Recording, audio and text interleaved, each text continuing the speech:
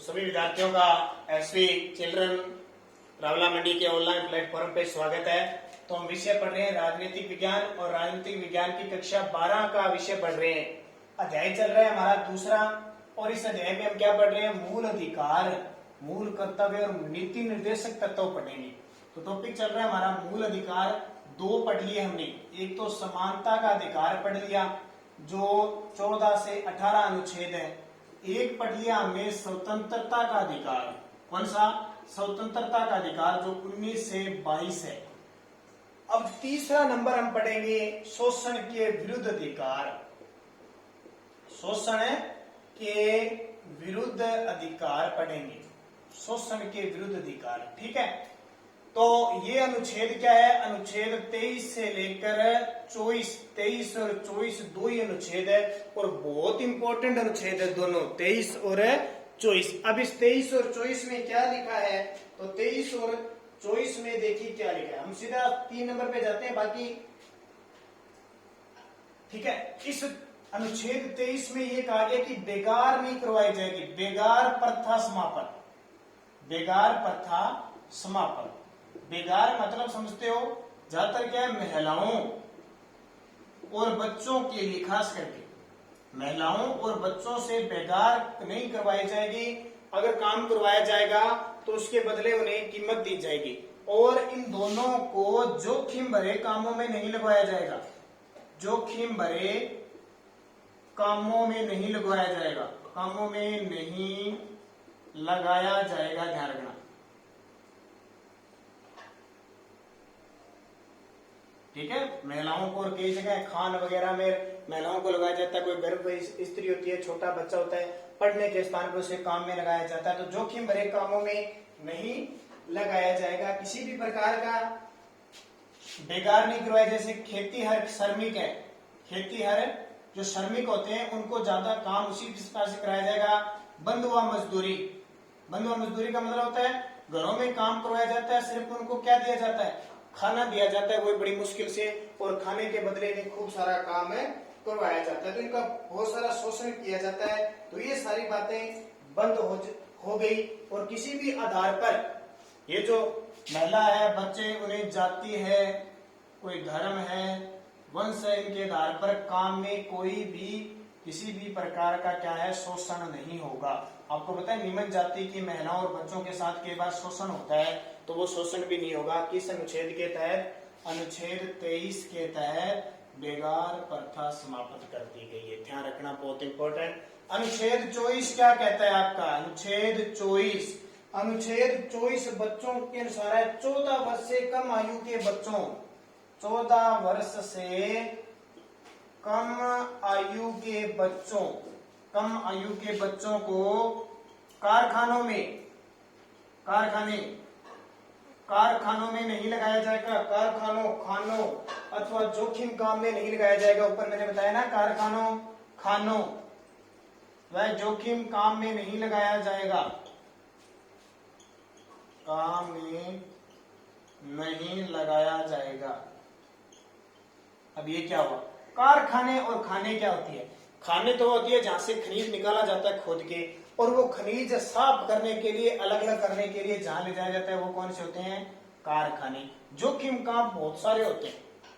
ठीक है, जैसे खानों में नीचे नीचे चले जाते हैं या और बहुत है इस तरह के काम है, वहां पे नहीं गए। 14 वर्ष से कम आयु के बच्चों को एक तो काम नहीं करवाया जाएगा, अगर करवाया जाएगा तो वो कारखानों में जोखिम काम नहीं करवाया जाएगा। तो अनुच्छेद 23 और 24। ठीक है, बेगार प्रथा समाप्त और बलात् श्रम। ठीक है, बलात् श्रम किसको कहते हैं? धक्के से काम करवाना। और दास प्रथा भी समाप्त कर दी। पहले क्या होता था? मनुष्य का व्यापार किया जाता था, एक दूसरे से बेचा जाता था और वो क्या करते थे? सिर्फ उनसे काम करवाते थे।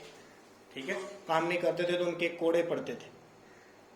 तो ये क्या हो गया? शोषण के विरुद्ध अधिकार हो गया। समझ में आगे बात? 23 और 24। अब आता है अपना चौथा पॉइंट, कौन सा? धार्मिक स्वतंत्रता का अधिकार। धार्मिक स्वतंत्रता का अधिकार आता है। तो चौथा, धार्मिक, लाइन से याद रखने इनको, स्वतंत्रता का अधिकार। अनुच्छेद क्या हो जाएगा? अनुच्छेद हो जाएगा 25 से लेकर 28 तक। 14 से 18, 19 से 22, 23 से 24 और धार्मिक स्वतंत्रता का अधिकार 25 से 28। अब इसका मतलब ही समझ गए होंगे कि धर्म के नाम पर सब स्वतंत्र है, कोई भी धर्म का पालन कर सकते हैं, किसी को भी पूछ सकते हैं, कोई भी धर्म परिवर्तन कर सकते हैं। अब अनुच्छेद 25 क्या कहता है? अनुच्छेद 25 है वो क्या कहता है? अंतःकरण की स्वतंत्रता कहता है। अंतःकरण की स्वतंत्रता का मतलब क्या हुआ? हम अपनी अंतर आत्मा से किसी भी धर्म का पालन कर सकते हैं, किसी भी धर्म के लिए कुछ भी कर सकते हैं। ध्यान रखना, कोई भी हमारा धर्म है उसको हम पालन कर सकते हैं। हम मस्जिद में जा सकते हैं, हम मंदिर में जा सकते हैं, हम गुरुद्वारे में जा सकते हैं, हम कहीं भी जा सकते हैं, चर्च में जा सकते हैं, हम स्वतंत्र है। ऐसे नहीं कि हम हिंदू हैं और मस्जिद में नहीं जा सकते, हम सिख हैं और मंदिर में नहीं जा सकते, हम कहीं भी जा सकते हैं। हमें धर्म की पालना करने की, धर्म की पूजा करने का पूरा पूरा अधिकार है। अनुच्छेद 25 अंतःकरण की स्वतंत्रता, अपने अंतर आत्मा से हम स्वतंत्रता धर्म को पालने की। अनुच्छेद 26 क्या कहता है? अनुच्छेद 26 क्या कहता है कि धार्मिक मामलों का प्रबंध करने की स्वतंत्रता। धार्मिक मामलों के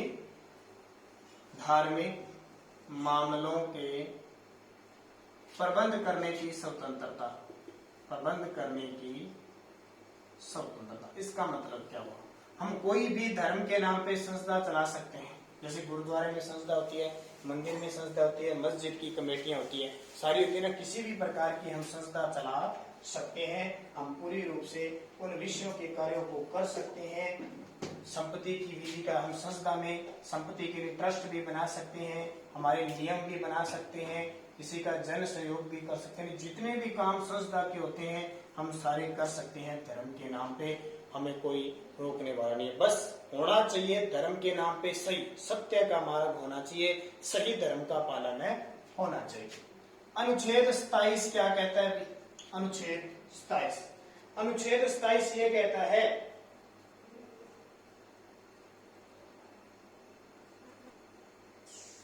कि धर्म के नाम पर संरक्षण का अधिकार दिया नहीं है, वैसे ध्यान रखना 27 में बताया था धर्म के नाम पर संरक्षण का अधिकार है। और अनुच्छेद 28 देखिए बहुत इंपॉर्टेंट है।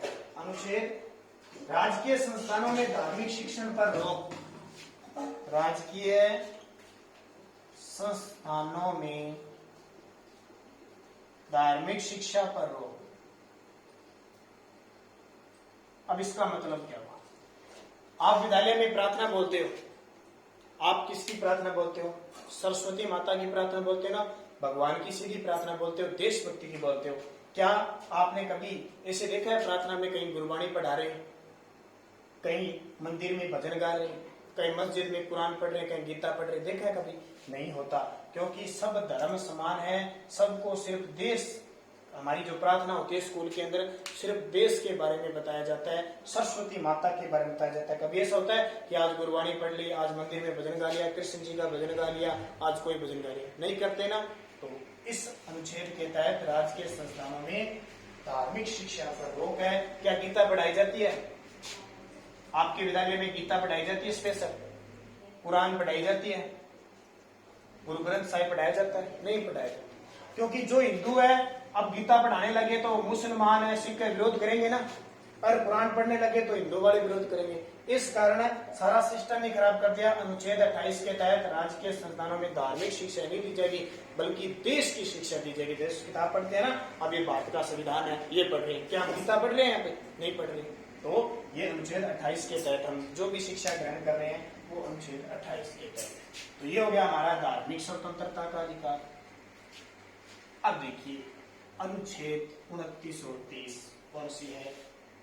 संस्कृति व शिक्षा संबंधी अधिकार। 5 नंबर, संस्कृति व शिक्षा संबंधी अधिकार।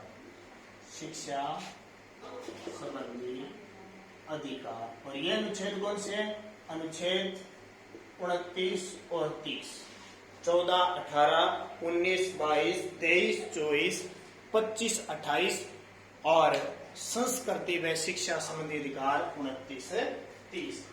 अब देखो अनुच्छेद 29 क्या कहता है। अनुच्छेद 29 क्या कहता है? अल्पसंख्यक वर्गों के हितों की सुरक्षा। अल्पसंख्यक वर्गों के हितों की सुरक्षा। हितों की सुरक्षा। अब मतलब क्या हुआ? पहले तो बहुत सारे विद्यार्थियों को पता नहीं अल्पसंख्यक का मतलब क्या होता है। हमारे भारत में हिंदुओं को छोड़कर सब अल्पसंख्यक हैं। कहने का मतलब है जिसकी संख्या ज्यादा होती है वो तो बहुसंख्यक है, हिंदू है।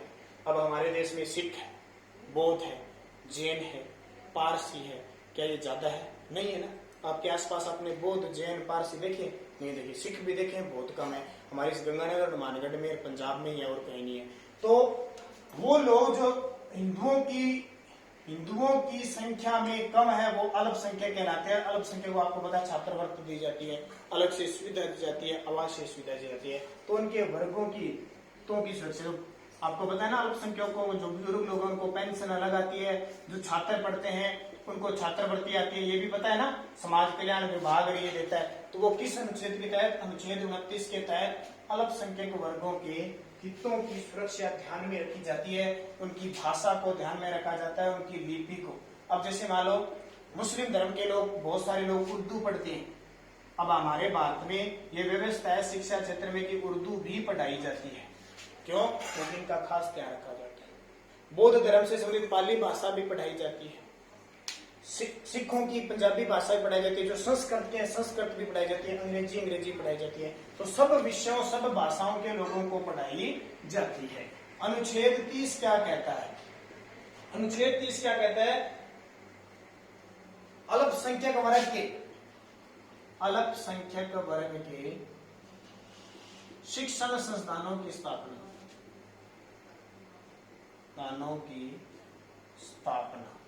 अल्पसंख्यकों के शिक्षण स्थानों की स्थापना व संचालन का अधिकार है उन्हें।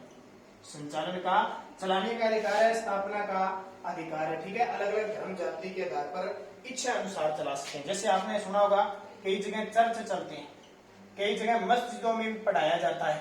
पढ़ाए जाते हैं ना, चर्च में पढ़ाया जाता है, मस्जिद में, गुरुद्वारे में अलग से शिक्षा दी जाती है, गुरबाणी पढ़ाई जाती है। वो अलग अलग अपने स्कूल है खुद के। कुरान वाले मस्जिद अलग अलग इनके पाठशाला है, वहां पे कुरान पढ़ाई जाती है। ठीक है। सिर्फ कुरान है तो कुरान ही पढ़ाई जाती है। गुरुद्वारे में गुरबाणी पढ़ाई जाती है तो वो गुरबाणी अलग से पढ़ाई जाती है। चर्च में जो पारसी धर्म है वही पढ़ाया जाता है। और हमारे क्या होता है, जैसे आपने संस्कृत में सुना होगा कभी, संस्कृत में जो ब्राह्मण होते हैं ना वो शास्त्री होते हैं, तो उन्हें स्पेशल हिंदू धर्म की शिक्षा दी जाती है। तो ऐसे अल्पसंख्यक वर्ग के शिक्षण संस्थानों की स्थापना व इनका संचालन किया जाता है। तो अब अंतिम हमारा छठा कौन सा रह गया? संवैधानिक उपचारों का अधिकार। कौन सा? संवैधानिक उपचारों का अधिकार रह गया। तो शिक्षा से संबंधित आपको पता है 6 से 14 वर्ष के बच्चों को निःशुल्क शिक्षा का अधिकार दिया जाता है। छठा है संवैधानिक उपचारों का अधिकार। संवैधानिक उपचारों का अधिकार। अनुच्छेद 32 पढ़ना है। ठीक है। अनुच्छेद 32 पढ़ना है। ये सारा स्पष्ट हो जाता है। ये सब जितने भी हमने पढ़े हैं ना, सबको क्रियान्वित करने के लिए ये समझ लो पांचों के पांचों अधिकारों की सुरक्षा कौन करता है? संवैधानिक उपचारों का अधिकार करता है। पांच अधिकार पढ़े हैं, उन सबके अधिकारों की, इसको संविधान की आत्मा भी कहते हैं। संविधान की आत्मा कहते हैं। ठीक है। संविधान की आत्मा भी इसे भीमराव अम्बेडकर ने कहा था। डॉक्टर भीमराव अम्बेडकर ना, उन्होंने संविधान की आत्मा कहा था। अब इसमें अलग अलग पॉइंट होते हैं। एक तो है बंदी प्रत्यक्षीकरण, जो मैंने आपको पहले बता दिया। एक होता है 5 रिटें जारी होती है नागरिकों की सुरक्षा के लिए। 5 रिट। परमादेश। एक होता है बंदी प्रत्यक्षीकरण, परमादेश, प्रतिषेध,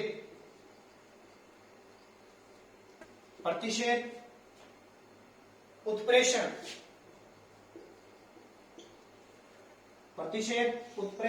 परमादेश और अधिकार परीक्षा। ठीक है। 5 रिटें जारी होती है। ठीक है। नागरिकों की सुरक्षा के लिए 5 रिटें जारी होती है। बंदी प्रत्यक्षीकरण जो मैंने आपको अभी बताया था कि 24 घंटे के अंदर न्यायालय में, और उसे कारण जानने का अधिकार होगा कि मुझे क्यों पकड़ा गया। परमा आदेश होता है कि एक अधिकारी से दूसरे अधिकारी में जब उन्हें आदेश दिया जाता है तो परमादेश की श्रेणी में आता है। प्रतिषेध, अगर कोई अधिकारी नागरिकों के प्रति गलत काम करता है तो उसे रोका जाता है। उत्प्रेषण, ऐसे अधिकारी वर्ग जिसका खुद का काम नहीं होता है फिर भी वो ऊंचे वर्ग के लोगों के साथ काम करता है तो उसे रोका जाता है। और अधिकार परीक्षा, कोई भी अगर व्यक्ति काम करता है, कोई अधिकारी वर्ग काम करता है तो वो किस अधिकार से वो काम कर रहा है। मान लो वो इस पद पे है और काम ऊपर वाले पद का कर रहा है तो उसे पूछा जा सकता है भी इस पे आपको अधिकार किसने दिया। बाकी इसमें छोटी छोटी लाइनें हैं, आप अपनी किताब में से पढ़ सकते हैं। तो 5 लीटें जारी होती है। तो इस तरह के आपका क्या हो गए, मूल अधिकार हो गए, सारे के सारे मूल अधिकार। फिर इस मूल अधिकारों का मूल्यांकन आपको पता ही है कि सरकार को सारे जितने भी आम नागरिक हैं उनके कल्याण के लिए काम करना चाहिए, उनके अधिकारों का पालन करना चाहिए। अगर पालन नहीं होता है तो नागरिक न्यायालय में जा सकते हैं। तो कल हम पढ़ेंगे नीति निर्देशक तत्व, ये भी बहुत इंपॉर्टेंट है। अनुच्छेद 36 से लेकर 51 तक पढ़ेंगे, 36 से लेकर 51 तक। तब तक आप इन 6 मूल अधिकारों को बढ़िया तरीके से पढ़ना है।